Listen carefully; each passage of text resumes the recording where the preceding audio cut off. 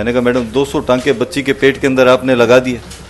कहते बच्ची की सिचुएशन क्रिटिकल हो गई थी तो हमने आपसे पूछना उचित नहीं समझा और आप इसमें लापरवाही करो मत, क्योंकि बच्ची अभी आपकी सही है, आपको ये लग रहा है कि नॉर्मल फीवर है, लेकिन ये जैसे ग्रोथ करेगी तो बच्ची की बीमारी बढ़ेगी।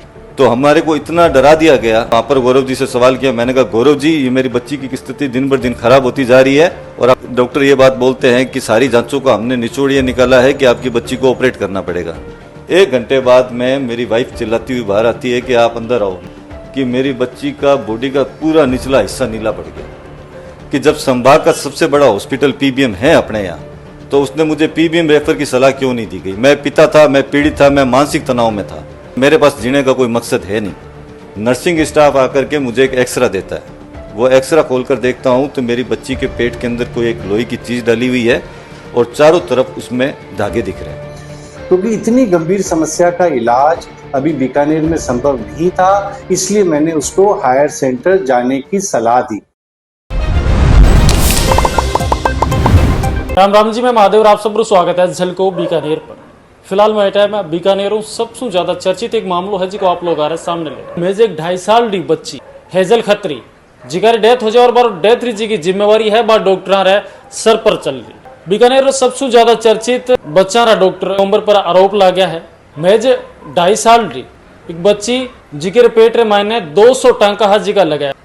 परिवार लोग है बारो कहना है कि मेज एक छोटी सी बीमारी ही भी छोटी सी बीमारी ने बीमारी इतनी बड़ी बना दी गई कि आज हेजल खत्री ये दुनिया रे मायने भी को बाका पिताजी अपने सागे मौजूद है और सागे भी पूरे मामले की चर्चा कराना। आखिर इसी के कुछ बातचीत हुई है।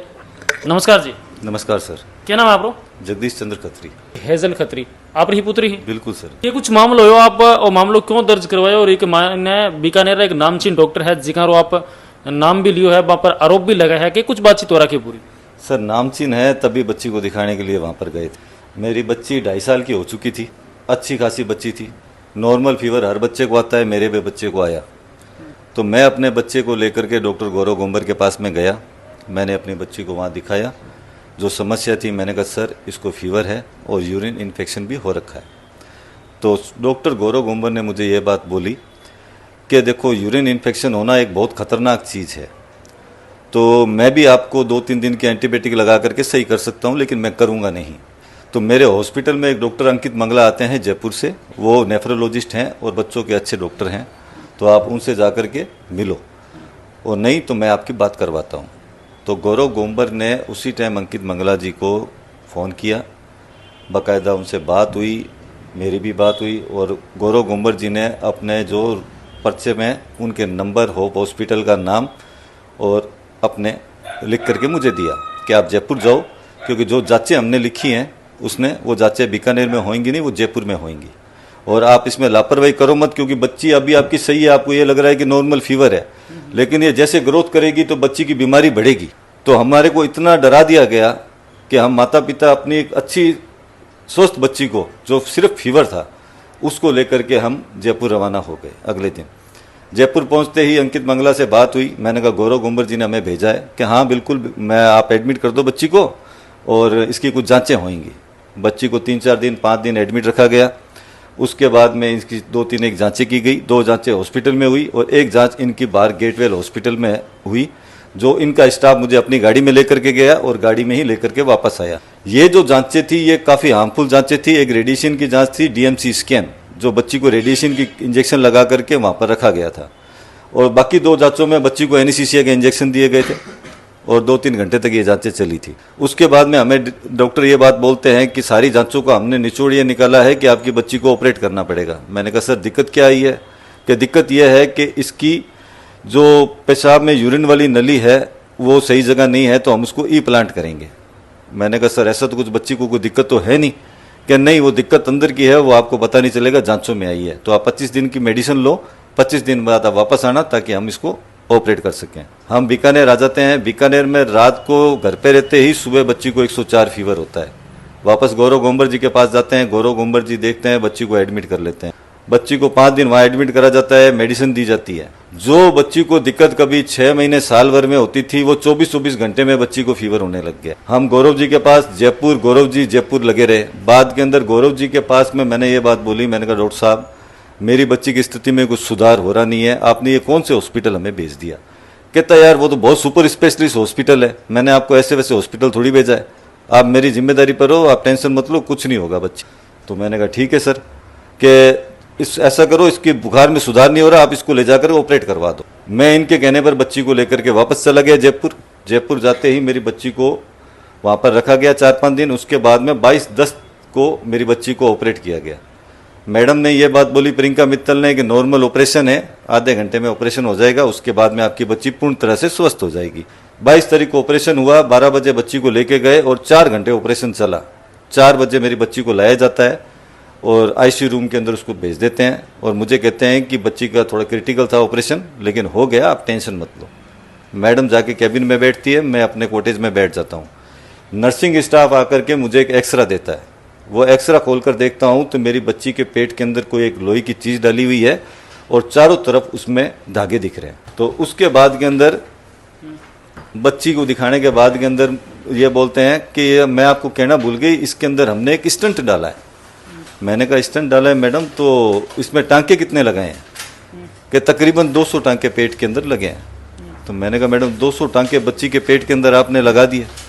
कहते बच्ची की सिचुएशन क्रिटिकल हो गई थी तो हमने आपसे पूछना उचित नहीं समझा। मतलब आप एक नॉर्मल ऑपरेशन की बात करी गई और भी के बाद माने 200 टांका बहुत होया करे। यही बात मैं बोलना चाह रहा हूँ सर, 200 टांके लगाए, वो भी मेरे से पूछे बगैर।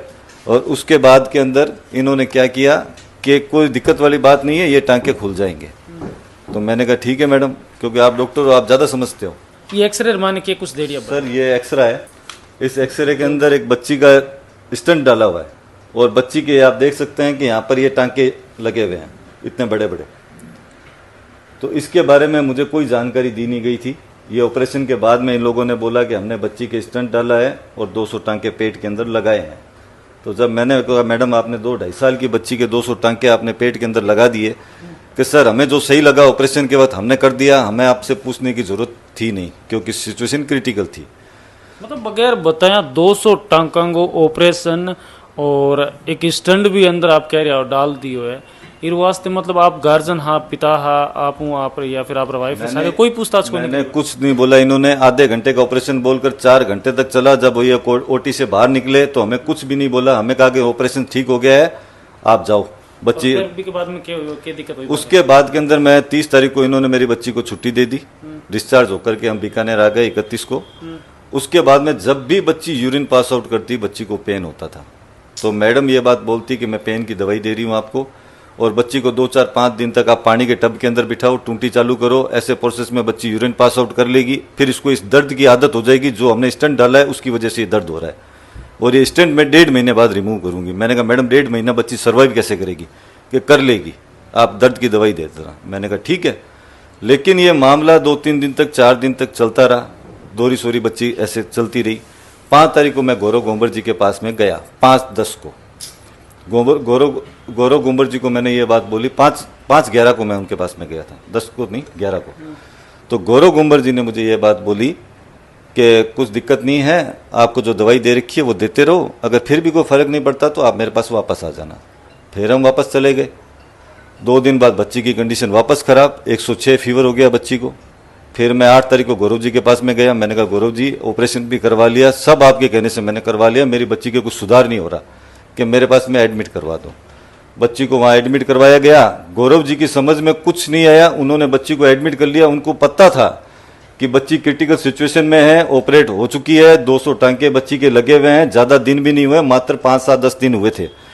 गौरव जी के पास में कोई आईसीयू रूम की व्यवस्था नहीं, कोई पीडियाट्रिक सर्जन की व्यवस्था नहीं, और फिर भी उन्होंने मेरी बच्ची को 5 दिन तक हॉस्पिटल में रखकर ग्लूकोज पे ग्लूकोज चढ़ाते रहे। और जब बच्ची की स्वेलिंग होगी शरीर में और बच्ची का वजन 1.5 किलो बढ़ जाता है, तब मैंने वहाँ पर गौरव जी से सवाल किया। मैंने कहा गौरव जी ये मेरी बच्ची की स्थिति दिन बर दिन खराब होती जा रही है और आप कर क्या रहे हो? तब मुझे कहते हैं कि यार मेरी समझ में नहीं आ रहा है, आप ऐसा करो बच्ची को जयपुर ले जाओ। मैंने कहा सर ये जयपुर क्यों भेज रहे हो? कि नहीं मेरी प्रियंका मित्तल से बात हो गई है, उन्होंने कहा जो स्टंट डाला हुआ है हो सकता है उसकी वजह से मैं वो स्टंट रिमूव करूंगी, कि आप देरी मत करो नहीं तो बच्ची की कंडीशन और ख़राब हो जाएगी।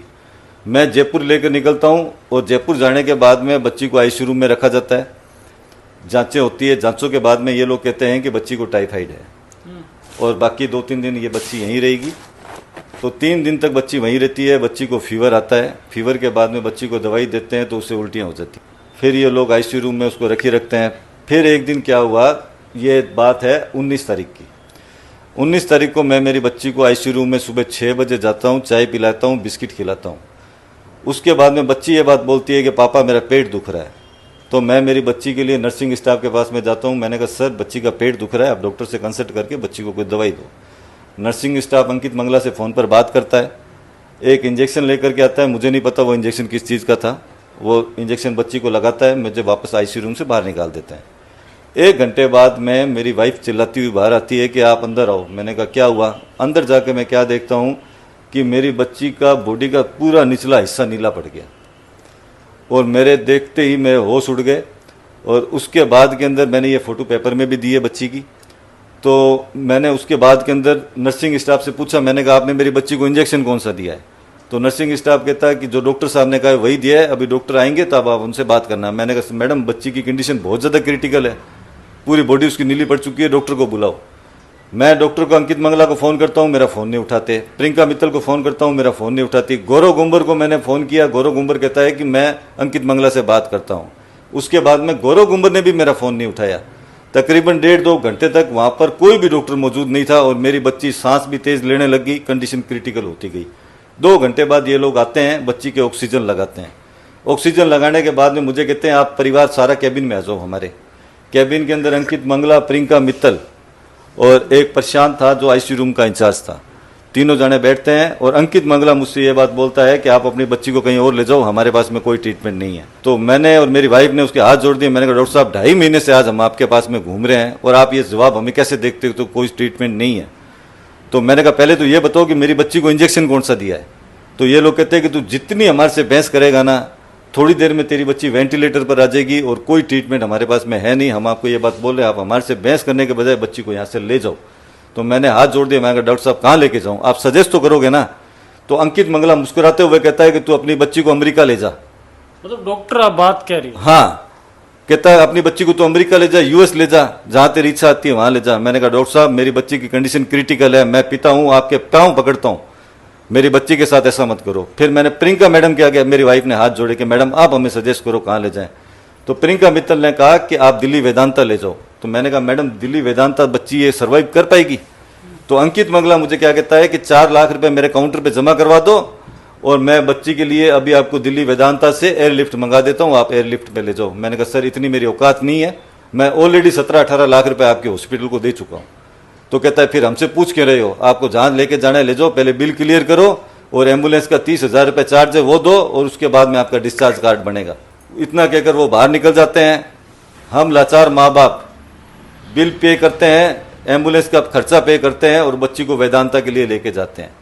वेदांता जाने के बाद में डॉक्टर मुझसे कहता है सरमरी देखने के बाद में कि सर बच्ची की बॉडी में जहर फैलना चालू हो गया, इन लोगों ने ट्रीटमेंट क्यों नहीं दिया? मैंने कहा सर मुझे इस चीज़ का नॉलेज नहीं है। तो कहे मेरी बात कराओ। तो मैंने इनको फ़ोन लगाया, मैंने कहा सर बच्ची को जहर फैलना चालू हो गया, आप लोगों ने ट्रीटमेंट क्यों नहीं दिया, डॉक्टर साहब पूछ रहे हैं।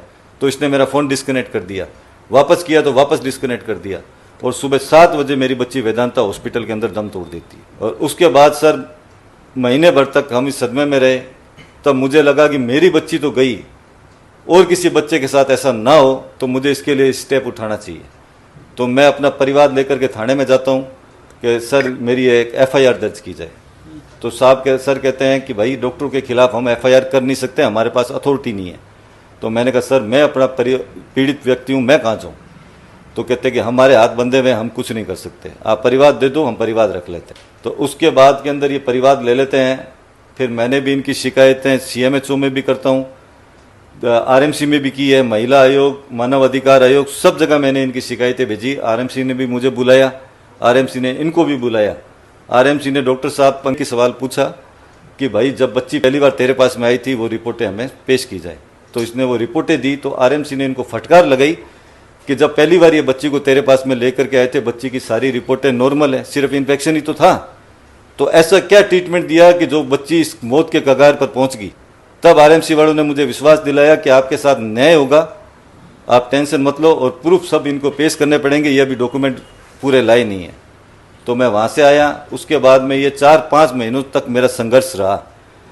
पीवीएम की एक रिपोर्ट आती है इनके पास में, जो मुझे सूचित किया जाता है थाने से कि पीवीएम ने डॉक्टरों को क्लीन चिट दी है।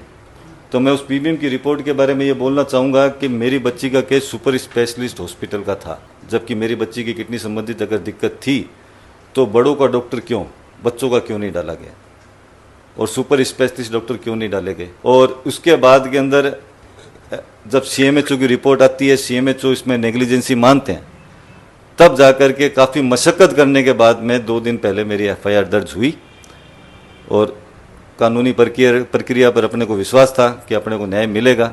आप जिका डॉक्टर पर आरोप लगा रहा हो, जा बीकानेर राज स्पेशलिस्ट बचाना जगह डॉक्टर है, बाहर जी की बात कर रहे हो, तो फिर बारह सौ कोई बातचीत हुई आपकी कॉल पर या फिर कुछ वहाँ आपने कहे हुए? नहीं, बातचीत कुछ नहीं हुई। इनके कुछ मिलने वाले आए थे तो उन्होंने, मेरे जो जानकार हैं उनके पास में गए थे कि देखो बच्ची चली गई, आप अब क्या करोगे, लड़ाई लड़कर इनका कुछ नहीं होना, ज़्यादा से ज़्यादा क्या कर लोगे आप, ये जमानतें करा करके बाहर आ जाएंगे, इनका कुछ बिगाड़ सकते नहीं हो, तो जो रुपए आपके लगे हैं वो आप ले लो और वो आप बच्ची के नाम से कुछ भी कर देना और बात को ख़त्म करो। मैंने कहा आज मेरी बच्ची के साथ हुआ है, कल किसी और के साथ होगा, मैं इस लड़ाई को जब तक जिंदा हूँ तब तक लड़ूंगा। अच्छा, एक चीज़ और भी है, आज सुबह डॉक्टर को सोशल मीडिया पर वीडियो भी है, जी के वीडियो में मैंने कह रहा है आप रो की मतलब जी का जगदीश है वह 1.5 महीनों तक हमारी हॉस्पिटल मैंने बेटा में पहुंचा भी कौन है कि जब 3/9 को मैं उनको दिखाने के लिए गया, वो तो सीएमएचओ को ये भी कह रहे हैं कि भाई हमने तो जगदीश को ये बोला ही नहीं कि जयपुर जाओ या जयपुर में अंकित मंगला के पास में जाओ। ये गौरव गुंबर जी ने खुद मुझे 3 तारीख को अंकित मंगला का नाम, होप हॉस्पिटल का नाम और ये नंबर लिख करके दिए, और ये कहता गौरव गुंबर जी की मोहर है। और इसके अलावा वो कह रहे हैं कि ये 1.5 महीने तक मेरे पास में आई नहीं, जबकि बच्ची मेरी 14 तारीख से लेकर के 14/9 से लेकर के 19/9 तक मेरी बच्ची वहाँ एडमिट थी गौरव गुंबर जी के पास में। उसके बाद के अंदर ये कहते हैं कि 1.5 महीने तक आए नहीं। ये आप देख सकते हैं कि 3/10 की इनकी स्लिप है डॉक्टर की, गौरव गुंबर की 3/10। मैं इनको दिखाने के लिए गया था 3/10 को। मैंने कहा सर बच्ची को ये दिक्कत आ रही है तो आप देखो। तो 3/10 को मेरी बच्ची को देखा। उसके बाद में गौरव गुंबर जी ने मुझे ये बोला कि बच्ची को इन्फेक्शन है तो आपको एडमिट कराने की बच्ची को ज़रूरत नहीं है, मैं कुछ एंटीबायोटिक लिख देता हूँ, आप अपने घर पर ट्रीटमेंट ले सकते हो। हॉस्पिटल से मैंने कैनुला लगवाया, 2 दिन मैंने हॉस्पिटल से एंटीबायोटिक बच्ची को लगवाई, बाद में फिर मैंने अपने घर पे लगवाई। 5 दिन बाद फिर मैंने इनसे कंसल्ट किया तो गौरव गुंबर जी ने कहा एक यूरिन टेस्ट करवाओ बच्ची का, अगर उसमें फिर भी पस आती है तो आप इस डोज को 3 दिन और बढ़ा दो। यूरिन टेस्ट करवाया, उसमें फिर भी थोड़ी बहुत पस आ रही थी तो हमने उस ट्रीटमेंट को 3 दिन और चालू रखा।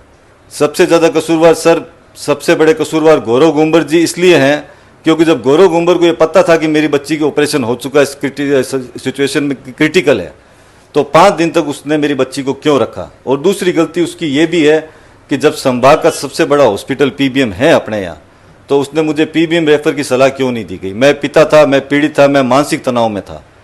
और दूसरी बात, प्रियंका मित्तल ने मेरी को अंधेरे में रखा कि भाई आपकी बच्ची का नॉर्मल ऑपरेशन है और 200 टांके लगा दिए जाते हैं। अंकित मंगला जो डॉक्टर जिसके भरोसे मैं वहाँ पर गया, मेरी बच्ची की बॉडी में जहर फैल गया, 2 घंटे तक वो वहाँ पर मौजूद नहीं था और आने के बाद में कहता है कि अमेरिका ले जाओ, यूएस ले जाओ। ये डॉक्टरों की लैंग्वेज होती है तो डॉक्टरों को भगवान कौन कहेगा। मेरी कुछ मांग नहीं है, मेरी उन सब बच्चों के लिए मांग है और माता पिताओं के लिए मांग है जिन्होंने अपने बच्चे खोए हैं। इस डॉक्टर गौरव गुंबर के ऊपर इंक्वायरी होनी चाहिए।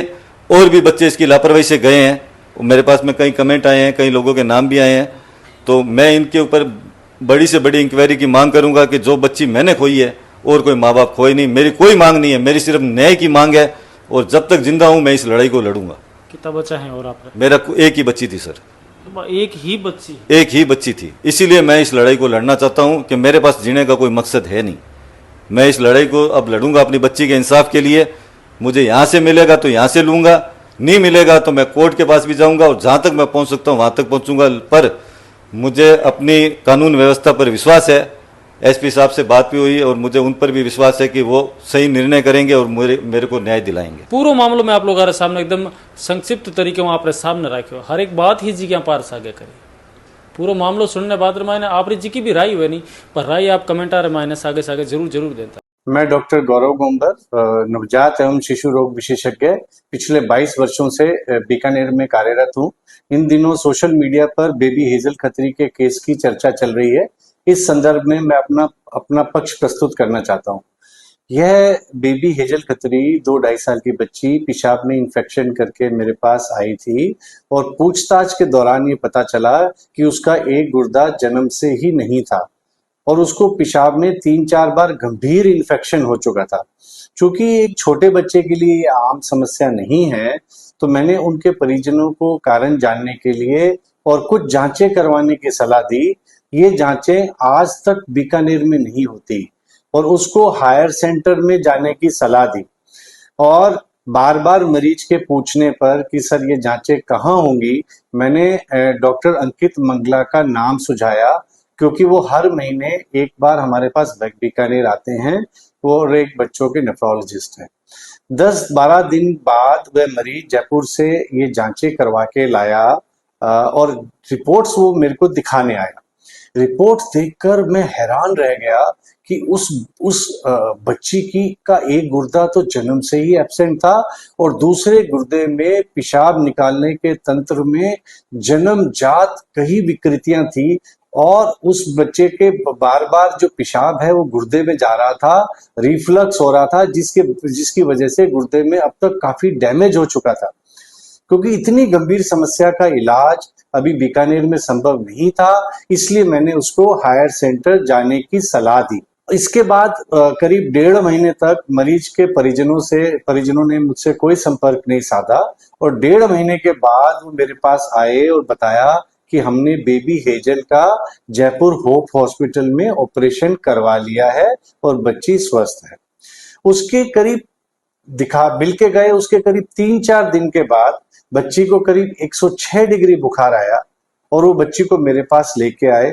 इतनी गंभीर स्थिति, उतने हाई फीवर को देखते हुए हमने बच्ची को भर्ती किया और बुखार को नियंत्रण करके 3-4 दिन के बाद उसको उसी हॉस्पिटल में रेफर कर दिया जहां पे उसका ऑपरेशन सर्जरी हुई थी।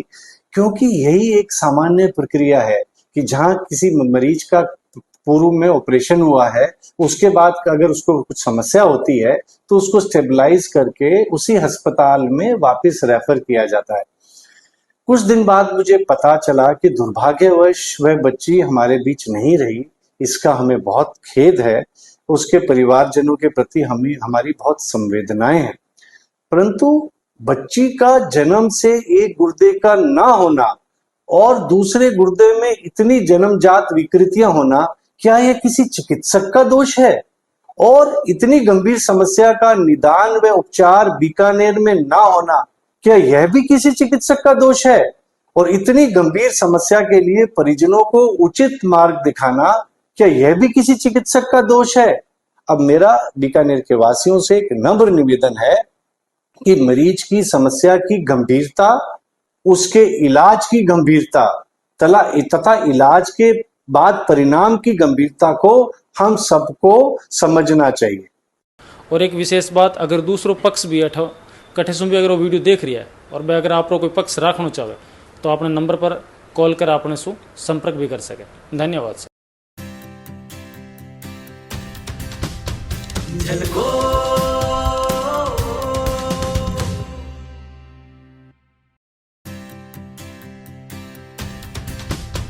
झलको